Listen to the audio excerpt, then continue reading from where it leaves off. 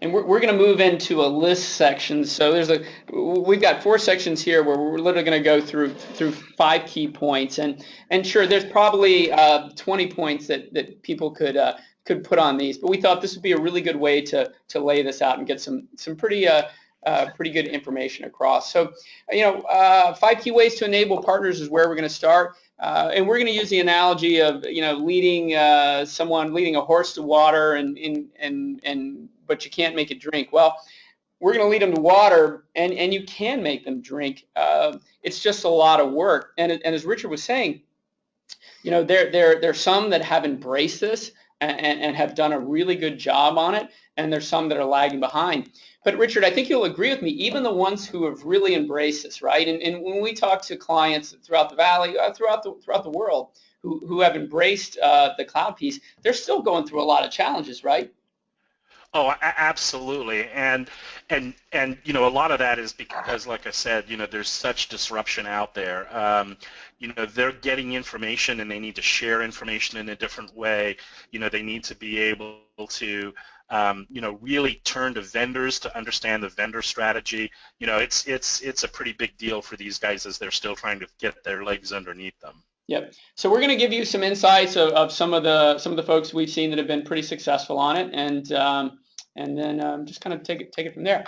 So tell them about the water. It's a great way to start. Once again, having been a partner, I think communication is often very underrated, and we deal with communication all the time as an incentives company, and that you could do lots of communications. In one direction about say through partner marketing, but if you're not doing any for partner marketing, your communications, you can still get killed. So to me, communications is really big. We work with an organization. One of the organizations we work with is Channel Maven, and Heather Margolis is the president and founder there. She's got a fantastic presentation on digital marketing, social media, and really does a great job inside of that, talking about managing communications to partners. And whether it's about the digital media side of it or whatever piece it would be from a communication perspective, I highly recommend everybody check this out. I think it's pretty straightforward. She says this is important stuff, and Yeah. I agree with her. Yeah, and if I may add something, it's really interesting because, today, and again, think of it yourself, everybody has almost, sadly, almost 24-hour availability of receiving communications. You get it on your phones, you get it on your PC, wherever. But the challenge is that the number of communications that people are receiving, is higher than ever as well. And so it's really, how you can break through that is a really core strategy that you need to develop. Yeah, absolutely. If you're not communicating well with them, everything else sort of falls apart. So, which is why we started there. So, and then you need to be able to lead them to the water, right? It's important not just to tell them about it, but you need to help them actually get there. Show partners what's possible. So there's a sell job in this, right? There's a marketing job in this. Lay out the ROIs for these guys. It's such a big transition, and it's so different from anything they've ever done. I mean, something as simple as the rule of 78, right, where you're showing them how money compounds. I mean, that's probably the most simplistic view that we hear over and over again about how to talk to someone about recurring revenue, but it's real. And then spread the word about successful examples. Some of the organizations that we talk to, I'll just call it, SAP does a phenomenal job of taking partners who have done really well and marketing them through videos. And I just think they've just tremendously embraced that, and I think it's very successful.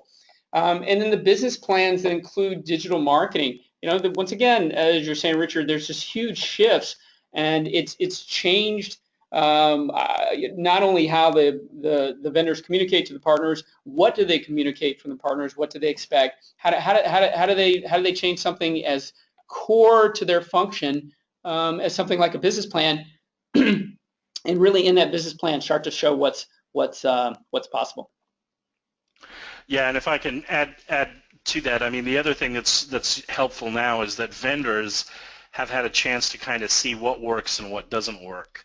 So there's a little bit less, well, we're all just kind of making this stuff up as we go, and a little bit more, we know some best practices that you can follow.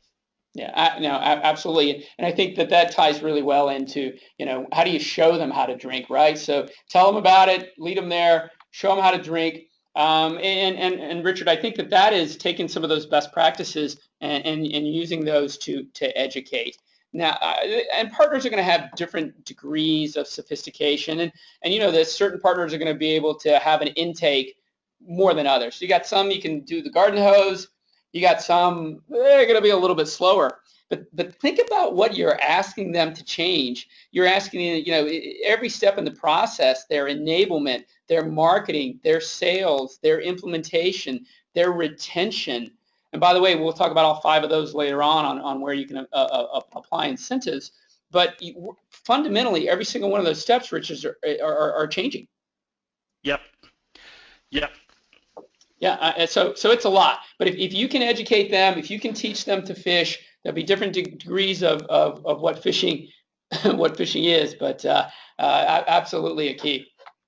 And then show them it's okay to put their head in the water, right? So yeah, that's great. You've let them, they can drink, but you know what? It's okay to put their head in the water and cool off too. And really, I just think this is a nice way of saying you need to show them that all in is okay. And there's so many ways that could happen, right? I talked earlier about, SAP has videos of partners who are basically talking about what they've gone through and how they're successful. From my perspective, it's you're creating some security. This is a really hard transition, right, Richard? Yeah, it is. And I think the real key here is, as a vendor, you got to be looking at your programs and whatnot and asking, do you kind of give this allowance for taking the risk? Because if you force people to, continue selling, under the traditional model, to earn their levels and to get their MDF and to get their other incentive programs, then you're actually making it hard for them to take that risk unless you have some forgiveness or some alternative program that helps them, soften the blow of taking the risk. Yeah, I think it's risk mitigation, right? And once again, creating that security. These guys are changing their entire worlds. Look, everybody's changing their entire worlds, right? But for partners, oh my gosh, it's a lot of upside down. So no, I totally agree with you. And then the next step is tell them that it's okay and that you're going to put your head in the water with them as well. And I think this is just a nice way of saying also that you're all in. And what does that mean, right? So to me, Richard and I were talking about this. Once again, I go back to a partner perspective. There's the monetary side, right? And you can show me all the things you can do. Look, a lot of these businesses are small businesses, right? As opposed to the vendors. There's an emotional side to this about buying in that will drive behavior like nothing else. And I think if you don't do both, you're going to miss the opportunity to maximize. You may still be successful, through partner marketing, for partner marketing, boot camps, marketing training, support, DG tools. Look, those are all really good, and you're definitely demonstrating your heads in the water with them. The question is, how does sales tie in that with you? What is that relationship like? What are your managers, account managers communicating?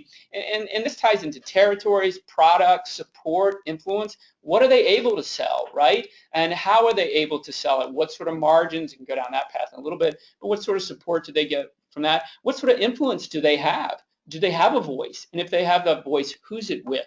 So I think these two really tie together, Richard. I agree. Okay, and so we just threw a couple snapshots in here. I think you can give them some new tools, right? Whether it's Pure Channel Apps, or whether it's Zift, or Veritech, or Structured Web, Revenue, any of these guys, through partner marketing tools that help drive demand generation. There's just a bevy of new tools out there that fit really well in with the game plan. Let them leverage your valuable content. You got great content. I think one of the partners' biggest weaknesses, Richard, besides just digital marketing in general, is when they do it, how do they create content? I did a presentation with some folks from Google and from Zip fairly recently, where we were talking to a bunch of partners about, hey, okay, we get it now that you buy into digital marketing. What are the real challenges that you're facing right now? And whether it's blogs or webinars that they're doing or educational, content is, I think, definitely an Achilles heel for a lot of these guys. Yeah, absolutely. Plus, this is a way, to being a little selfish from a vendor's point of view.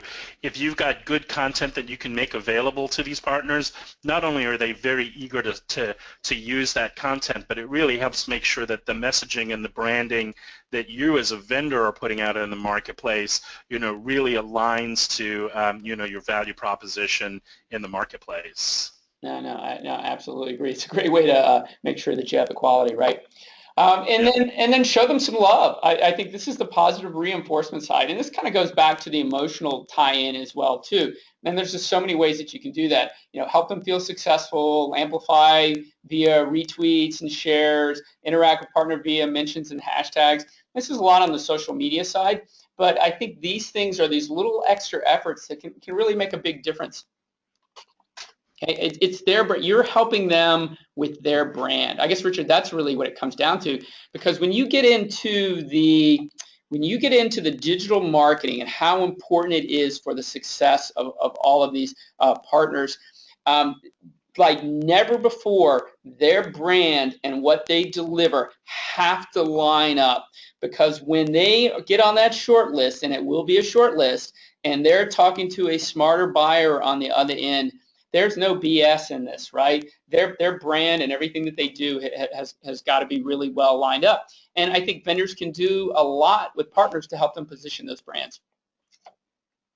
Yep. Yep.